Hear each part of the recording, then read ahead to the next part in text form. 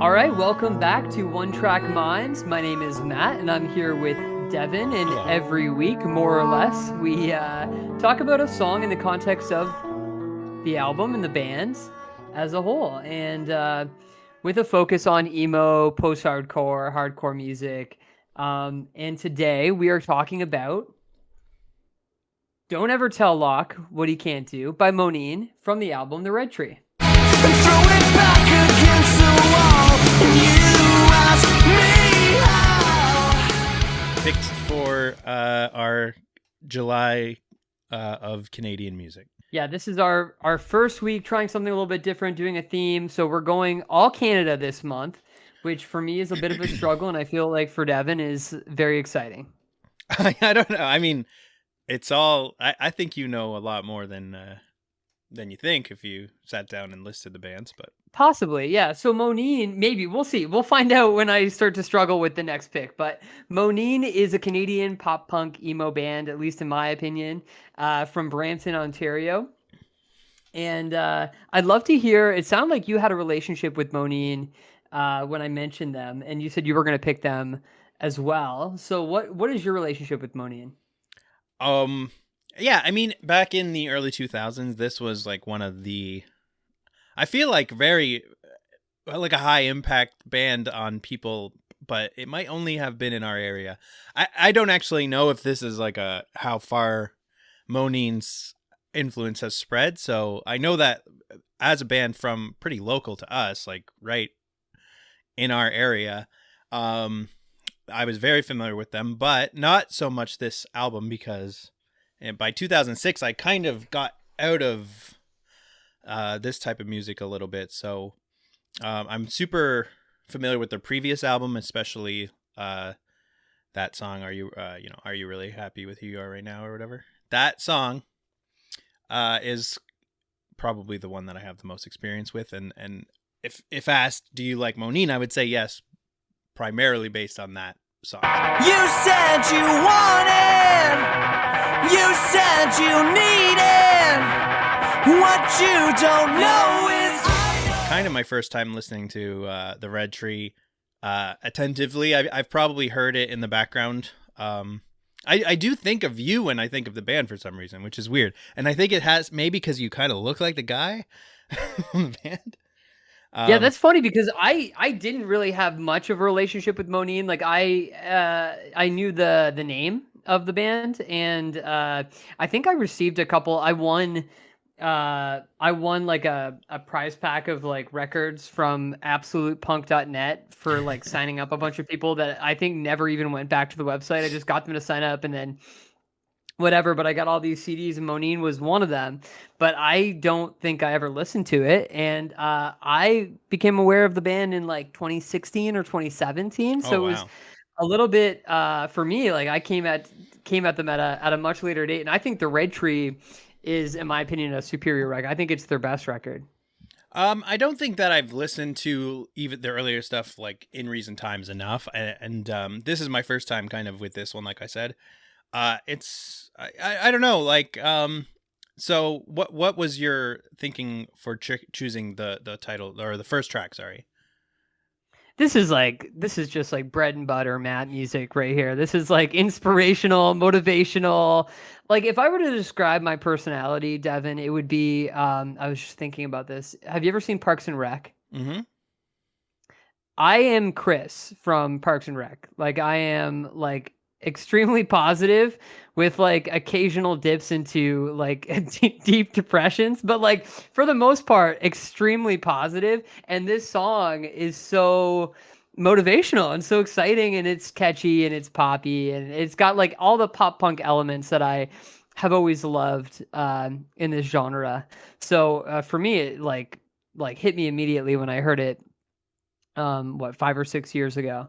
And for me the thing that puts this record above the other records that they've released is the production. Just I love the way that the drums hit, and I love that the songs kind of blend into each other very seamlessly. It's like a very well put together record. Yeah, I think that the first track and leading into the second track, That's really good, really strong. Good choice. Yeah, as far as what's on offer. I don't know that I loved it that much. I think that the lulls for me were like pretty low. Like I only listened to it once without skipping any track that started with like a kind of slower. And then I listened to it with Amanda, and she was like not having it, especially during those slower. She didn't enjoy it. No, she made me skip like anything that was like too soft or. But Okay. don't ever tell Locke what he can't do. That track very good. I also had some other standouts, but I don't know if you want to go into that or if you'd rather do your little thing where you talk about the band.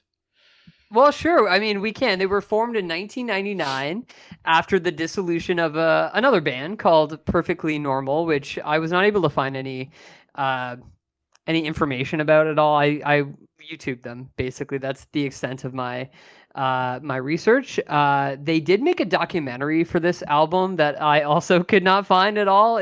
Seems to not be available on the internet, but they released it with like a box set that they re-released when they re-released the record. Apparently this record went out of print pretty quickly and became very valuable until they re-released it. So I guess it was a difficult record to make. I think they had a lot of trouble. It was like seemed like a very stressful experience for them, and maybe that's why they didn't last too long as a band afterwards. They released one more record a couple years later, and then that was it for Moneen. They do have.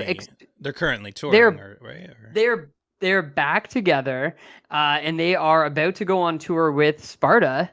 And they are going to support. Are we really happy with who we are right now? I think it's their first record, but like their first well-known record. I think it's the 20th anniversary and 20th anniversary of Wiretap Scars. Wow, cool. That could be good. So I think that'd be a fun show to go to. Mm-hmm. Yeah, Wiretap Scars. I think I've mentioned previously. Very good album.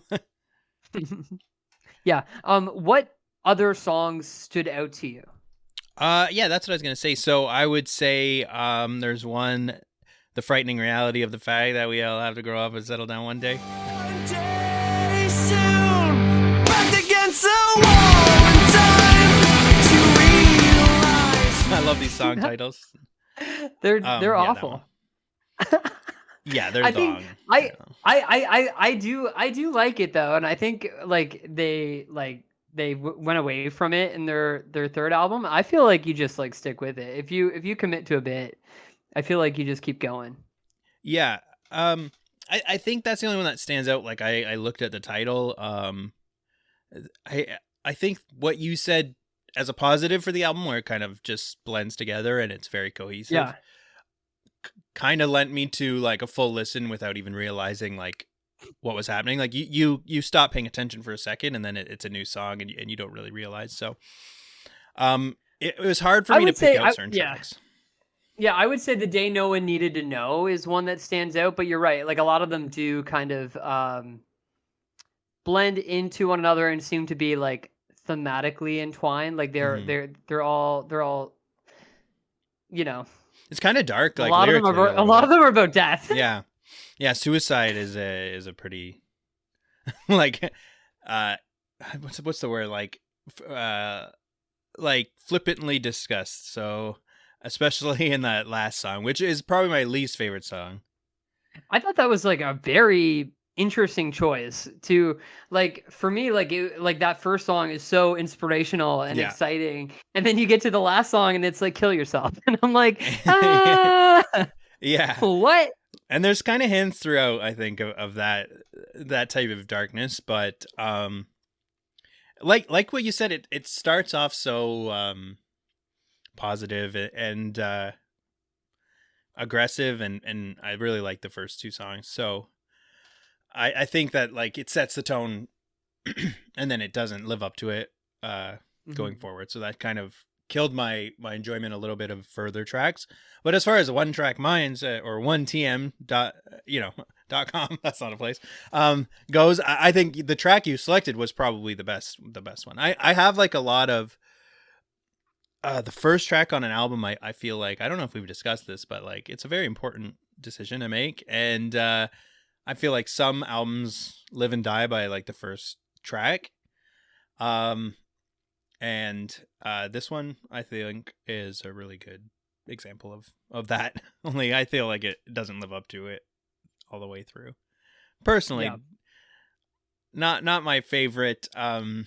I kind of found it a little bit like, I don't know, and bland is not the word, but like one note maybe, or two notes in a sense, not literally, but like you had the more pop punk energetic parts with sort of positive lyrics, which I more enjoyed, and then it goes into some sort of soft sadder version of that, and then it goes back to the other, back and forth. And I feel like there's not a lot of variety as far as the entire album goes, but I don't want to. Yeah, I don't know. The negative. cohesiveness of it is what makes me like it. But primarily the positive songs are the ones that I'm drawn to. And then I just try to like I assume there's like some sort of like irony involved. Like, I don't know. I'm not exactly sure what message they're trying to send. I don't know. Yeah, I definitely didn't read that way. I feel like it was like, there's another one that is talking about, I can't quite remember, but it did stand out to me. It's like, you're free to choose to live, but you can't choose to die, or something, like something about assisted suicide, or like, I don't know, some interesting things, but a lot to chew on lyrically. I think if you're examining it, it does suffer from that thing that we kind of discussed, where it's like, perhaps I have outgrown, like, I'm on camera. You've outgrown what? I've outgrown maybe lyrically this type of stuff, especially comparing it to Limelight and like that album, where we have a modern sort of like millennial approach to like current grown up lyrics.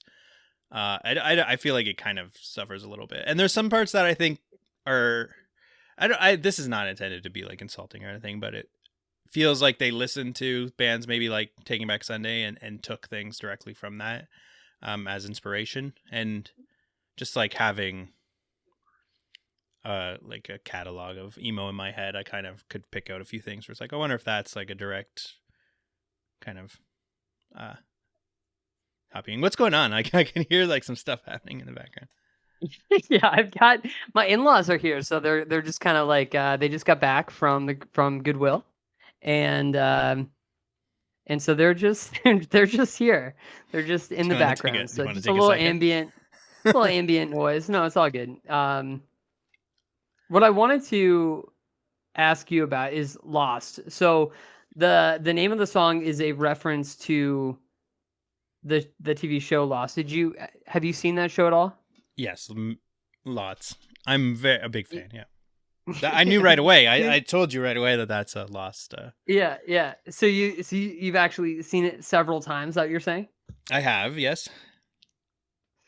Okay, cool. Because I have not. I've only seen like the first like 6 episodes like several times. Like, I've tried really hard to get like deep into it, but I have not been able to. But I did do some research to find out more about this John Locke guy. So he was a stoic spiritual guy based off my research, and he had it sounds like a rough childhood. Was bullied in high school, and the name of the song comes from a line that he said to the principal, which is that you can't tell him what to do. Yeah, I believe that. I mean, as far as the character, like, first of all, there's a John Locke is also a philosopher, right? Which is but like the character name of on the character, right?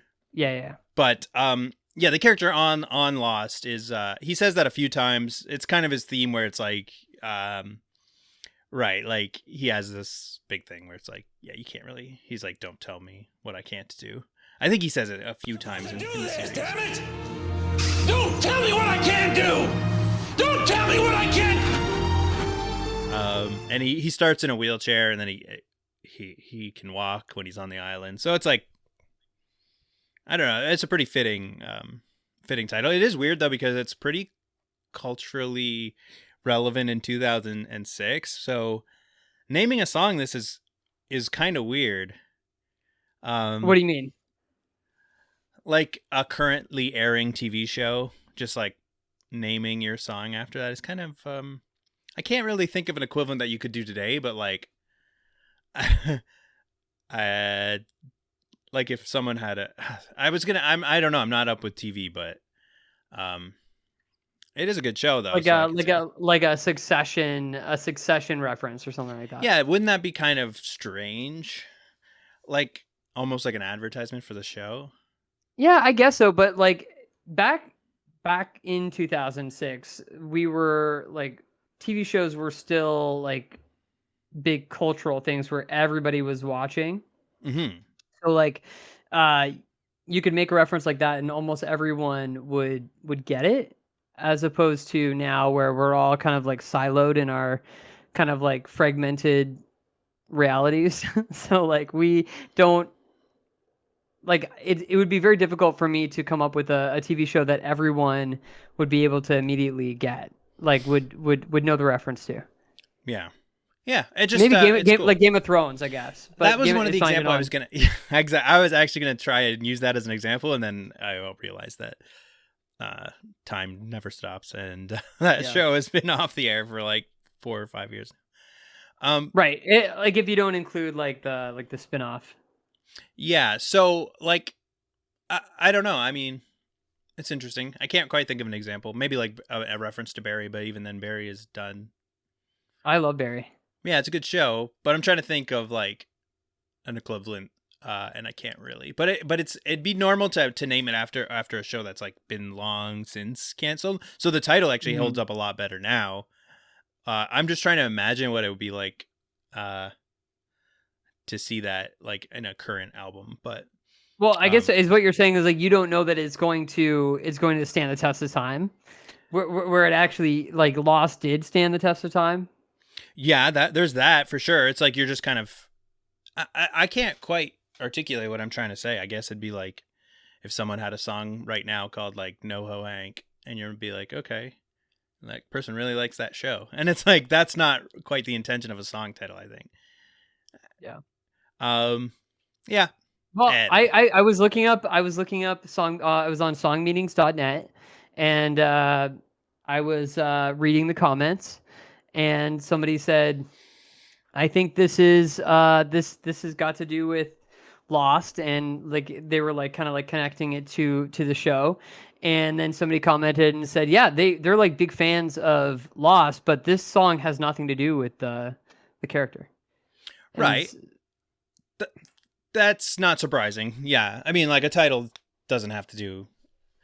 But like I think the song does connect, at least based off of like my research. It sounds like this is like a guy that was being told that he couldn't do it at something, and then he ended up overcoming it. And I mean, like there's some connection to the show. Like the lyrical content is not completely disconnected from the TV show. So the question being like, do you think that the song was like they watched Lost, loved the show, wrote a song about the character, or did they write the song and then apply the title? They just put like a flippant title that has nothing to do with. No, I think it has to do with it. But like, did they write the song and then say, okay, like it's a good song, and then it'd be like, this is the title because there's a character on Lost who like applies, or do you think the song is actually about the character from the show?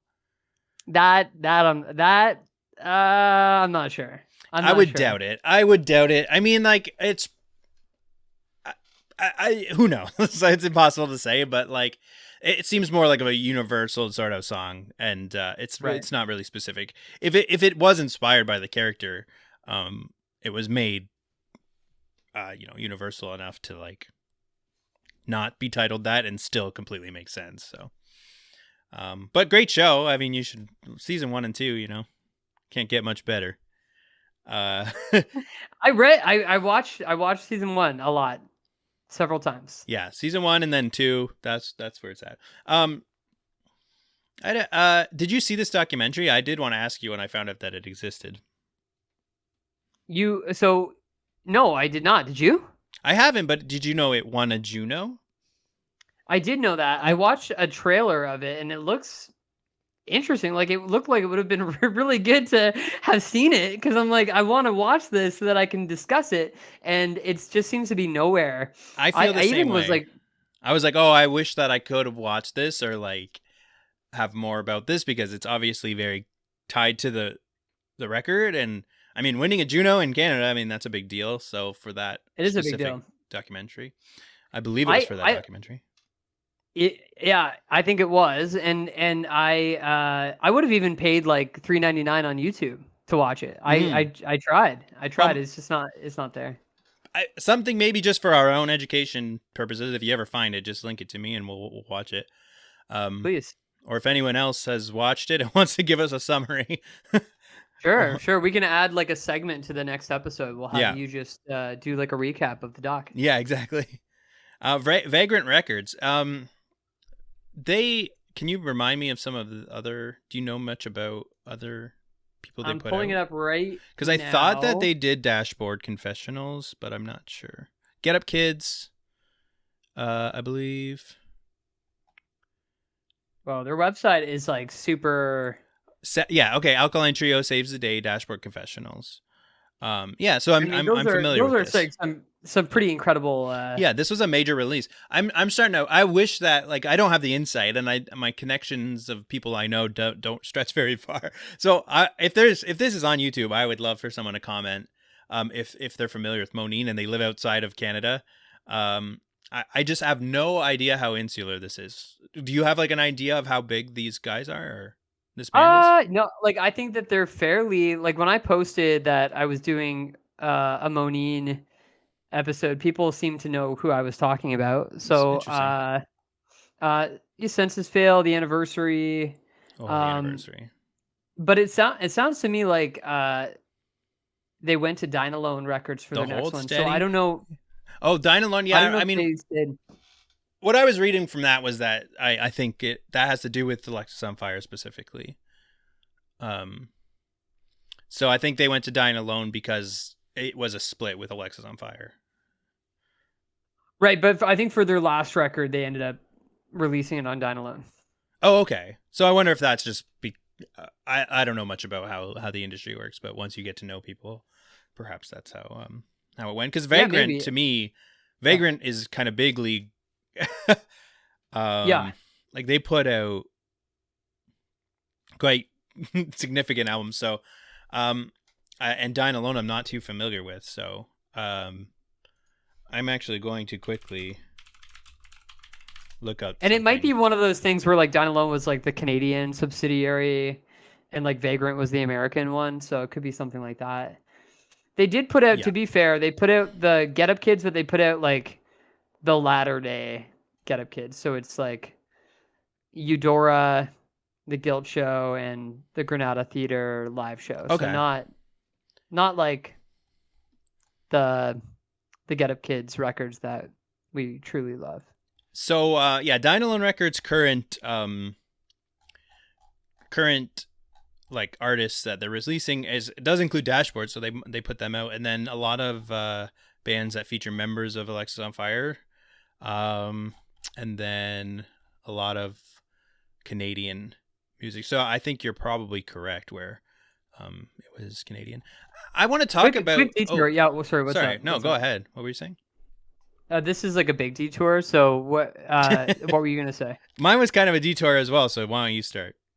Okay, so Dashboard Confessional. I was just listening to an interview with Adam Derwitz of Counting Crows, and he's about to go on tour with Dashboard Confessional, and he was talking about how him and Chris Carrabba are like best friends. They're like really close, and he like spoke of him in such loving terms. It was very adorable, and sounds like he's very excited to like spend the next like few months with him on the road. Chris Carrabba has lived through he's made it out the other side. You know, because like I remember him being like, I've always loved the band, but like he was sort of like the butt of like the emo joke for a while, and I think like as it does like full circle, I think that now if you look back at that music, it's quite respectable. Yeah. Also on Dine did put out some Get Up Kids at some point. So they're very. It seems like them and Vagrant are quite connected. They're in some way. connected. Yeah, I'm not sure what the actual like No, relationship there. seems is, like we but- should. It seems Yeah, we exactly should. like the kind of thing Definitely. that a person doing a podcast should talk about. Well, this is why I do this is why I wanted to do the podcast, because I want to learn more. I'm deeply interested in just anything music related. So like the more we learn, the happier I am. I was going to say that early 2000s, if you look at like what was happening right around where we are, mostly like Burlington and St. Catharines, and then a little bit in the Toronto area, it's like pretty impressive. When you look at bands like Moneen and then the Full Blast, and then you look at bands like Grade, I feel like it's kind of crazy, and we The didn't really Grade know was what we from had. that area too. Yeah. It's really interesting, and I think that like I feel like I should have went to more shows. Even though I think I've seen most of those bands at least once, but What like one of the things that shocked me though, this is slightly negative. So like, and another big band, of course, was Alexis on Fire Yes. and Boys Night Out. So I went to Boys go Night Out, yeah. see Boys Night Out play with the receiving end of Sirens, Mhm. and they were playing in St. Catharines, and I was extremely disappointed with the live show. So I the recorded product was often better than the live show, at least Boys specifically Boys Night Out. I think Alex on Fire was like a band that blew me away. So I just was always kind of like not always, but often surprised by the disconnect from the live show to the recorded product. I remember. I mean, I think you're kind of a tough critic. The only show I think you and I have ever been to together was Brand New, and I remember leaving, and you said, "Pretty self-indulgent, eh?" Did I? Yeah. Well, I think that holds up. Okay. Yeah. You don't even remember the show, but you're just gonna assume that was correct, right? I do love that he played "O Comely." Like I love that. Oh, he you do played remember the show? a Neutral Milk Hotel cover. Sure, of course. Yeah. But that's on the record, I think, that cover. Or No, okay. maybe it's like I some don't sort of EP, possibly, but it No wasn't clue. on the record. No. Yeah, you know what? We've got a lot to talk about. It seems like with maybe because it's so close to us, with this band in particular, and we're getting a little bit on in time, and I'm not sure if you have anything else in your notes that you want to touch on, for sure. But No, that's just about it that I wanted to talk about with Moneen. But I'm excited to find out where we're gonna go next. this has been, yeah, I don't know. Yeah, so I picked something, that I think will Nervous. The song itself you'll love. So I like Okay. that, and then I think that the rest of the album will be like another adventure for you. So, when I was picking it, I kind of wanted to like Canadian bands. I don't know why you say it's on. I mean, there's a lot of options out there. So, I picked something that I think kind of, to me personally only, probably, but hopefully broadly, encapsulates a little bit of what it feels like to be a Canadian, like politically.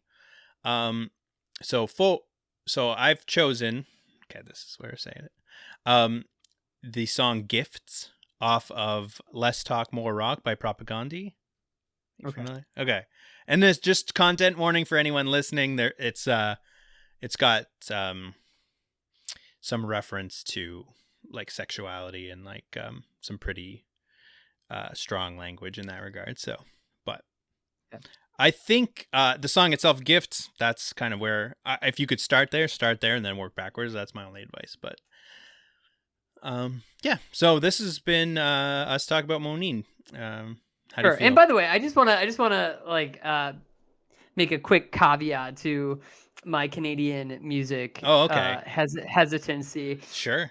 I don't have a problem with finding indie bands. It's finding emo, post-hardcore, hardcore bands that is more of a difficulty for me when it comes to Canadian music. I could list a million indie indie rock bands, but that's not really the focus of our show. So I'm just kind of like veering kind of away from that. But like I could go on for days about indie rock Canadian bands. I think that there are some that would cross over. Like I've been thinking, I mean, one of the obvious ones that I don't know if you're going to pick or not. I mean, it's like, and this is very related to my choice. The Weaker Thens is like a Right. kind of a god tier band as far as you and I is concerned.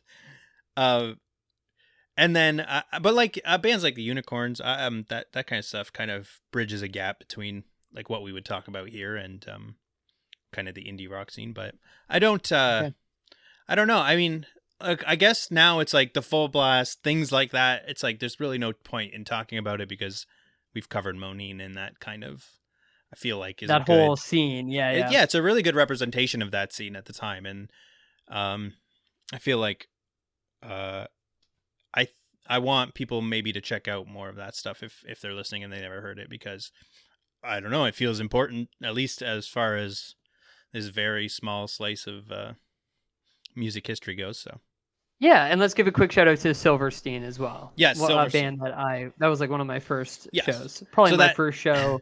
Yeah. That should have been on the list when I'm trying to list like the bands from around the area. That's definitely one that has. I'm pretty sure they've made it beyond just this area. So I don't know too much about it though. Like I said, it's like it's a mystery to me what is popular, like how far this stuff goes. I guess you could look it up, but we didn't get a Sputnik review. Are you quickly, or was there none? Or Let me take a quick peek and see if there's anything good on Sputnik. Let me see. in the meantime, I will just remind everybody that we're Onetm on Spotify and Apple. If you're not subscribed, maybe you're listening on the blog or you saw this on YouTube. We're trying video now, so if this isn't there, then obviously something went horribly wrong. It's just me and Matt. We do it, everything ourselves, so there's a lot of trial and error involved. If you have go ahead. Sorry. You know what? I did look at the Sputnik reviews. They're all like positive and actually well written, so of no use to me. Yeah. Okay.